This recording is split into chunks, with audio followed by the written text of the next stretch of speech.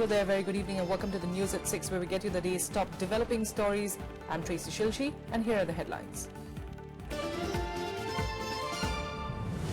A proud moment for the nation. ISRO's PSLV C-37 marks its 39th mission by placing a record 104 nanosatellites in orbit, a first for any nation in the world.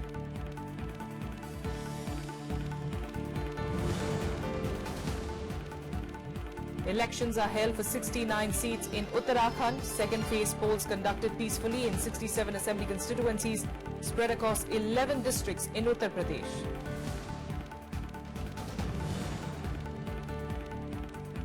Campaigning continues for the remaining phases of election in Uttar Pradesh. Prime Minister Narendra Modi addresses election rally in Kannauj, the first in the city by any Prime Minister in 46 years. AIADMK General Secretary V.K. Sasikala has reached Bengaluru to serve her jail sentence. Tamil Nadu police filed cases against the AIADMK Legislative Party leader E. Palanisamy for allegedly holding MLAs hostage.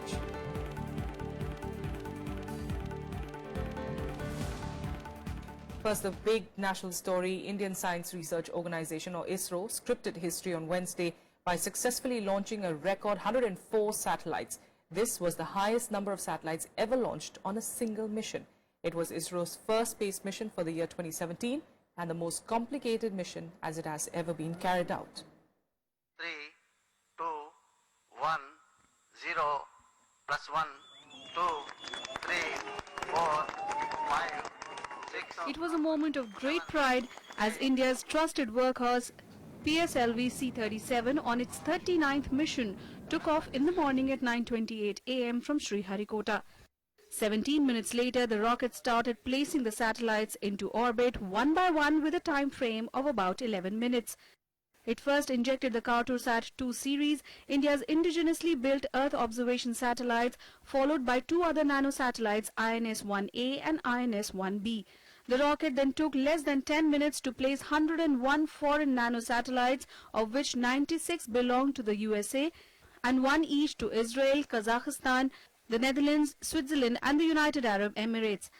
PSLV C-37 has put in the Cartosat-2 series satellite and all the remaining 103 satellites have been successfully put into the orbit by this launch vehicle. My hearty congratulations to the entire ISRO team for the wonderful job they have done. Prime Minister Narendra Modi and President Pranab Mukherjee congratulated the space agency for the historic event that significantly boosts India's space program. The indigenous satellites will be used for providing remote sensing services and are equipped with special image sensors. They will monitor activities of India's hostile neighbors at a resolution of less than 1 meter. The images will also be used for a large number of geographic information system applications. This cartography will help in a bigger way for the whole nation, especially the nation like India, which is developing. We should know what was yesterday, what is today, and all this infrastructure building point of view. These high resolution images will help in a bigger way for the planners and as well as the policy makers. India broke the record set by Russia, which launched 37 satellites in one go in 2014, while NASA had successfully sent 29 satellites in 2013. After this mega launch, ISRO plans to go to Venus for the first time and revisit the red planet Mars very soon. 5,460 combinations. The biggest challenge that ISRO braved was to avert collusion of these satellites with unique sequence management. India's foray into space, catapulted by ISRO's multiple satellite launch, will give a huge booster shot to its commercial wing, Antariksh. And today's achievement would be inscribed in golden letters, not just in India's, but in world space history. Reporting from Sriharikota, with camera person Sudhanshu, I'm Kriti Mishra for Rajya Sabha Television.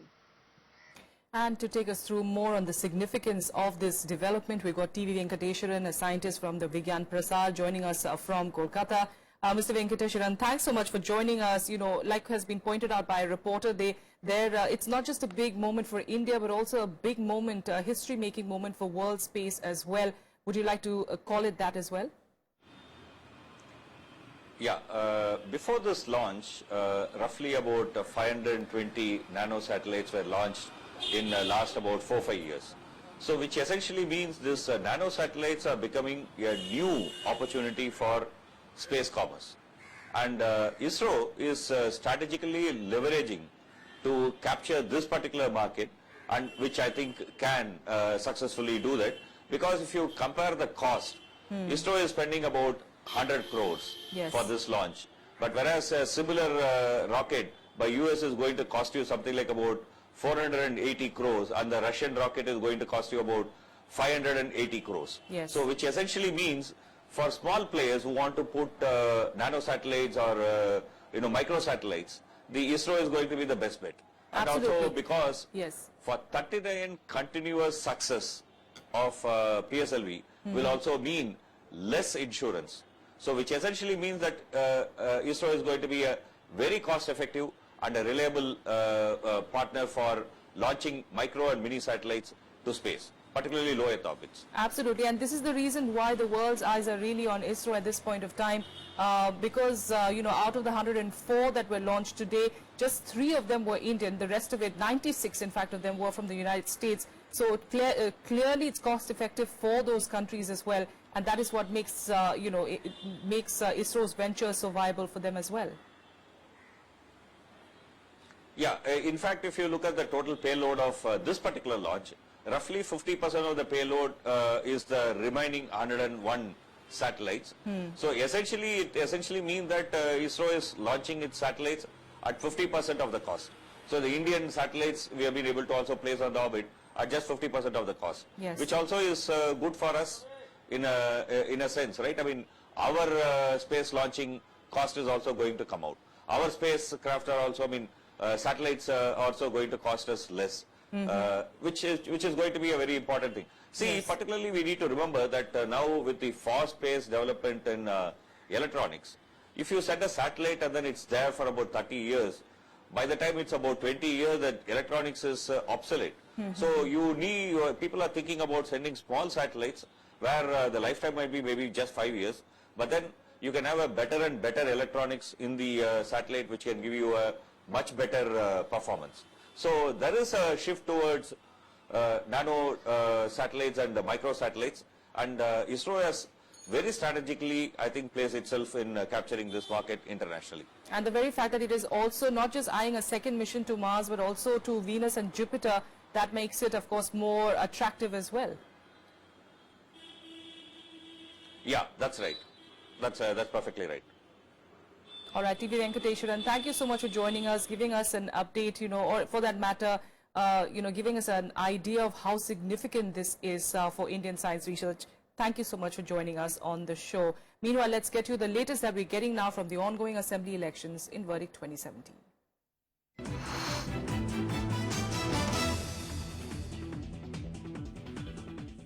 Now, over 54% voters turned up at polling booths till 4 p.m. to exercise their franchise in the second phase of Uttar Pradesh Assembly elections.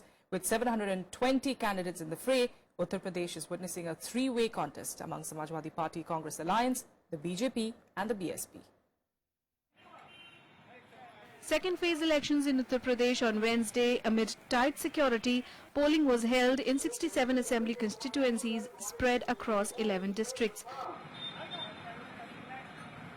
Districts that saw voting included Saharanpur, Bijnor, Muradabad, Sambhal, Rampur, Bareilly, Amroha, Pilibhit, Lakhimpur Kheri, Shahjahanpur and Badaयूं. This phase of election is important because of two reasons. One is sizable Muslim population and another is consolidation against the minority voters. If there is a split in the Muslim population, advantage may go to BJP, but if it is not, advantage may come to the alliance between SP and Congress. Over 50,000 police constables, hundreds of home guards and several head constables were deployed to ensure free and fair elections. There were no reports of any untoward incident from any of the polling booths. अभी तक सब कुछ शांतिपूर्ण रहा है और हम लोग पूरे प्रयास किए हुए हैं कि सब कुछ शांतिपूर्वक संपन्न होगा और किसी भी प्रकार की स्थिति से निपटने के लिए हम पूरी तरह से तैयार हैं. Voting was marked by long queues in many places and enthusiasm among first-time voters. 720 candidates are in the fray, with as many as 22 from Bijnor and a minimum of 4 nominees from Amroha. Prominent contestants include SP Minister Azam Khan and his son Abdullah Azam from the Rampur and Swar seats. For the BJP, Legislature Party leader Suresh Kumar Khanna is contesting from Shahjahanpur city. उत्साह इसलिए है कि लोगों ने बहुत बुरे दिन देखे हैं। अच्छे दिनों के नाम से लोगों को इतना ठगा गया है और इस कदर जुल्म हुए हैं। ये क्योंकि बहुत कमजोरों का इलाका है। जीवन स्तर बढ़ाया है, खुशियां दी हैं, प्यासे को पानी दिया है, जिनके सम्मान छीन लिए गए थे उन्हें सम्मान दिया है। मुझे लगता नहीं है नोटबंदी कोई मुद्दा है। नोटबंदी आम आदमी उससे संतुष्ट है और उसे प्रसन्न है और मेरा मानना है कि अब उत्तर प्रदेश में भारतीय जनता पार्टी बहुमत की ओर आगे बढ़ रही है। पहले राउंड का जो परिणाम समझ में आ रहा है और दूसरे राउंड में मैं मानता हूं कि निश्चित रूप से भारतीय जनता पार्टी भारी बढ़त के साथ आगे आएगी। साफ स्वच्छ मतदान किया है। अच्छा प्रत्याशी विजयी होकर जाए, प्रदेश में उच्च कोटि की सरकार बने। ये बदलाव अमन, चैन, शांति, प्रदेश का विकास, ये कांग्रेस के और समाजवादी गठबंधन की जो प्रत्याशी है रुचि वीरा, उसको वोट डाला है। Prime Minister Narendra Modi, Chief Minister Akhilesh Yadav, Congress Vice President Rahul Gandhi and Bahujan Samaj Party Chief Mayawati campaigned extensively in the second phase constituencies. Polling will be next held on February 19th, 23rd, 27th and March 4th and 8th. Counting of votes will be taken up on March 11th. Bureau Report, Rajya Sabha TV. And Uttarakhand today witnessed 68% voter turnout till 5 p.m. The state voted in a single phase for 69 of the 70 assembly seats. Here's a report. Voting in Uttarakhand took place amid tight security arrangements. Long queues were seen right from the morning itself as the state voted for 69 out of 70 assembly seats. Polling was peaceful with local issues appearing to dominate the voters' mind. जो भी हमारी जो सरकार आएगी कुछ better करे हमारे लिए, ये हम चाहते हैं। समाज के लिए कुछ सुधार चाहिए जीवन में और हमारे विजय कॉलोनी में पानी की समस्या, बिजली की समस्या, सड़क की समस्या, जो यंग जनरेशन में जो जैसे बेरोजगारी है उसकी ये जो मेन समस्या है उसको दूर करें। Voting for the assembly seat of Karnaprayag constituency was rescheduled for 9th March following the death of a BSP candidate. Chief Minister Harish Rawat, who is seeking a second stint in office, is contesting from two seats, Haridwar Rural and Kicha in Udham Singh Nagar district. With a lot at stake, the main contenders fielded their star campaigners in the election. The BJP even had a lot of union ministers addressing poll rallies. मैं लोगों से कहूंगा कि एक स्पष्ट अच्छा बहुमत हमको दें ताकि मैं जिस रूप में वो चाहते हैं यहाँ की गवर्नमेंट चले वो दिखा सकूं। अभी तो खाली हमने झलक दिखी है और आगे तो बहुत कुछ करना बाकी है। चाहे वो कानून व्यवस्था हो, चाहे आर्थिक तंत्र की व्यवस्था हो और चाहे वो अवस्थापना विकास का हो, हर क्षेत्र में बिल्कुल ऐसी परिस्थिति में विकास के काम सब ठप पड़ गए। अब लगा ही नहीं कि यहाँ कोई शासन है, जंगल राज जैसा लगा लोगों को। तो इसलिए शुरू से ही लोगों ने ये मन बना दिया था इस समय इस सरकार को उखाड़ना है। 628 candidates are in the fray for the single phase of polling in the Hill State. In the 2012 assembly elections, out of the 70 assembly seats, BJP won 31, Congress 32, BSP 3, Independent 3 and UKDP 1 seat. Bureau Report, Rajya Sabha TV. And political bigwigs had a busy day in Uttar Pradesh campaigning for the third phase of assembly elections on Wednesday. Prime Minister Narendra Modi addressed an election rally in Kannauj district. The Prime Minister told the crowd that the SP Congress alliance will shatter their dreams. Chief Minister Akhilesh Yadav and his alliance partner Rahul Gandhi also held rallies in the poll-bound state.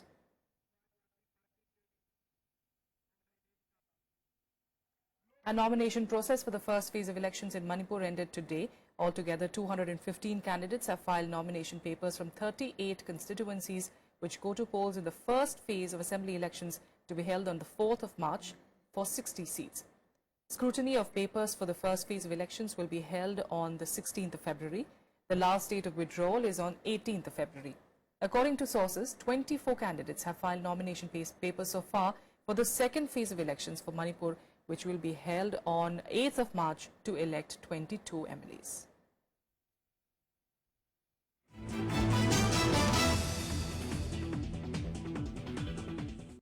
All right, now let's get to the latest on AIADMK General Secretary V.K. Sasikala, who has now surrendered before the Bengaluru court on the prison premises. After finishing formalities, including a medical checkup, she will be lodged in the women's enclosure in the jail. This was after the Supreme Court rejected her request to give her more time to turn herself in to the authorities.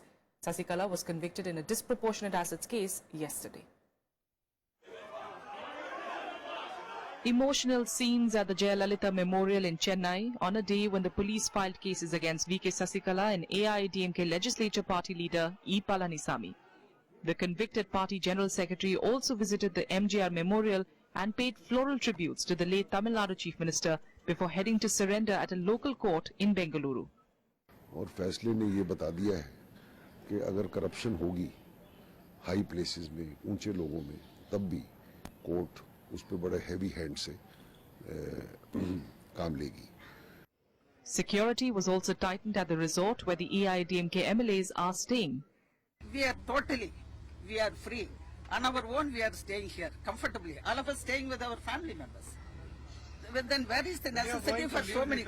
The Karnataka High Court decided to shift the venue of Sasikala's surrender to the central jail outside Bengaluru due to security considerations. The late Tamil Nadu Chief Minister Jayalalitha, Sasikala and her relatives V.N. Sudhakaran and J. Ilavarasi had spent 3 weeks in this jail after the trial court convicted them in September 2014. Earlier, the Supreme Court refused to entertain Sasikala's petition seeking more time to surrender for undergoing her jail term in the disproportionate assets case. A bench headed by Justice P.C. Ghosh said they did not intend to pass any order on the judgment. Whatever they have mentioned, these things also, Sasikala must have told, yes, I only did it. There is no role by Jayalalitha. Because as she told about all the other things that she was responsible for everything. And this also, this scam, that what she should say is, I only responsible. I only did everything. But she has not told it, but the court has made it very specific. So I am happy the culprit, they have been booked. On Wednesday, Sasikala re-inducted close relatives TTV Dinakaran and S. Venkatesh into the party 5 years after they were expelled by J. Jayalalitha. Dinakaran, her nephew and a former Rajya Sabha member, was appointed as the party's Deputy General Secretary. Sasikala said both were re-inducted after they had apologized to her in person and through letters. Bureau Report, Rajya Sabha TV.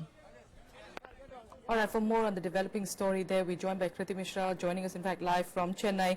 Kriti, we do understand that Sasikala has reached the Bengaluru court and very soon, of course, she would be taken to the prison premises.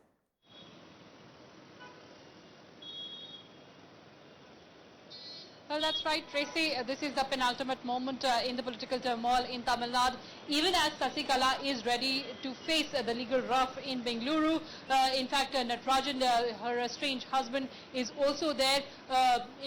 Deputy Lok Sabha Speaker Thambi Durai has also reached there. There was some kind of scuffle also outside Bengaluru jail, but we are waiting for that legal pronouncement, and then Sasikala would be taken into custody. Tracy? Absolutely. Meanwhile, what's happening there in Chennai, Kriti? Any indication from the governor as to what is going to be the next step as far as the government formation or the Chief Minister's name is concerned? In Chennai, Tracy, speculation is rife that the governor may rule out the option of composite floor trust. He may invite E. Palanisamy to form the government and to become the chief minister only on one condition of producing explicitly the support of MLAs, and mere resolution of the party of appointing and electing him as a legislature leader will not suffice. In fact, this is a very crucial juncture, Tracy, because even O. Paneerselvam is running from pillar to post to garner more support. But we need to remember right now that in no scenario would the MLAs would want a snap poll, in fact, even before completion of 1 year in power, and would like to spend fortunes again. So they might vacillate, they might oscillate and switch loyalties towards the side which ostensibly emerges to be strong. Tracy? Absolutely. And very quickly, Kriti, also give me an idea if you've been able to speak to people, speak to supporters as well of the AIADMK on what they felt of Dinakaran, the nephew of Sasikala, being re-inducted into the party and also being made the Deputy General Secretary. Well, Tracy, it's not about Dinakaran, it's actually about Sasikala. Sasikala, many would say that of course she's going to get imprisoned, but many say that it is too early to write her off because 4-year gap in politics, it's not a very long time. Of course, she cannot contest elections for a period of 10 years. Yes. But after 4 years, she can come back and reassert herself. And a testimony of which we saw today, because she appointed Dinakaran as the Deputy General Secretary of the party, even after he was ousted unceremoniously in 2011 by J. Jayalalitha herself. So actually, he is just a proxy. He is just a way, he's just emerging as a pawn in the hands of Sasikala, because she would not like to relinquish hold over the party. Tracy? All right, Kriti, we'll leave it there for now. Thank you so much for joining us for those updates that are coming in, of course, from Chennai and also from Bengaluru, where, of course, Sasikala has surrendered at a Bengaluru court at the prison premises. We'll keep an eye out for the developments there and give you more updates from Bengaluru as the evening progresses. Meanwhile, let's get on to, from the south, in fact, let's head on to the north, where there's some more news coming in that 4 terrorists were killed and 4 soldiers were martyred in 2 separate encounters with security forces in Kupwara and Bandipora districts of Jammu and Kashmir on Tuesday. 3 terrorists who were hiding in a residential house in Karalgund area of Kupwara district were gunned down by the forces yesterday evening. 1 army major was also killed in the encounter. In another encounter in Bandipora, 1 terrorist and 3 soldiers were killed in the gunfire which ensued during the search operation conducted by the security forces. A joint team of army and police had cordoned off the area following information about the presence of terrorists. 5 soldiers were also wounded in the operation. हमने police के साथ मिलके joint operation launch किया, जिसको major Satish भैया lead कर रहे थे। जब मेजर सतीश भैया की पार्टी इस टारगेट हाउस को कॉर्डन करने जा रही थी, जिसके अंदर टेररिस्ट होने की जानकारी थी, तो घर के अंदर से 3 टेररिस्ट ने फौज के ऊपर भारी मात्रा में फायर करना शुरू कर दिया। And now let's get you some more updates from across the country and nationwide. The Supreme Court directed controversial RJD leader Mohammad Shahabuddin to be transferred to Tihar jail from a prison in Bihar's Siwan district within a week. The top court also said that his trial is pending in pending cases in Bihar will be conducted through video conferencing from Tihar jail.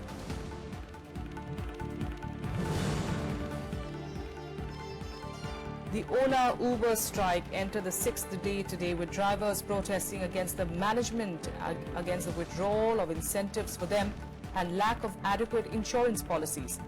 The management board of Ola and Uber, chaired by Transport Minister Satyendra Jain, met as well, but no concrete solutions were suggested. However, the Delhi government has asked the management to look into the demands put forth by the drivers.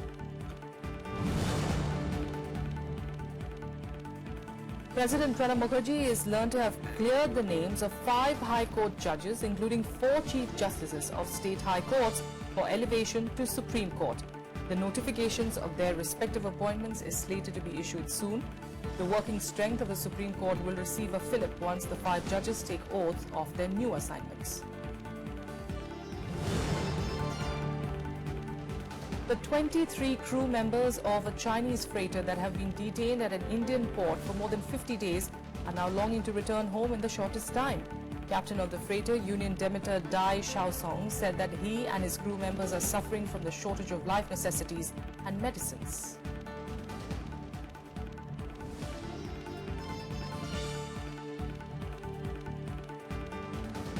And now let's get to international news. Get you more updates in Global Pulse. At least 6 people, including 4 security personnel, were killed and many others injured when a suicide bomber blew himself outside a government compound in northwestern Pakistan's restive tribal region. Authorities said 2 suicide bombers were on a motorbike. While one blew himself up, the other was killed in the firing by security forces. Pakistani Taliban faction Jamaat-ul-Ahrar claimed the attack. Malaysian authorities began investigating the death of North Korean leader's half-brother Kim Jong-nam. Jong-nam died after an apparent poison attack at the airport of Kuala Lumpur on Monday. His body underwent an autopsy on Wednesday, but little details were released. South Korea's agency claims that North Korea had long prepared for the murder of Kim Jong-nam. Reports in fact saying that they have now apprehended a woman who carries a Vietnamese passport.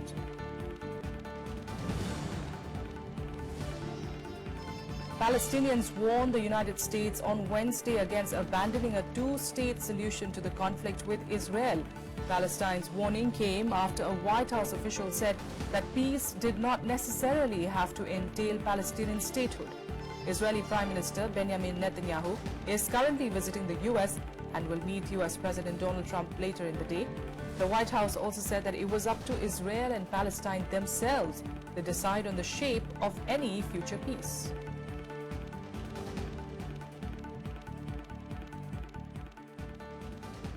And that's all we have for you on the news at 6. Thank you for joining us.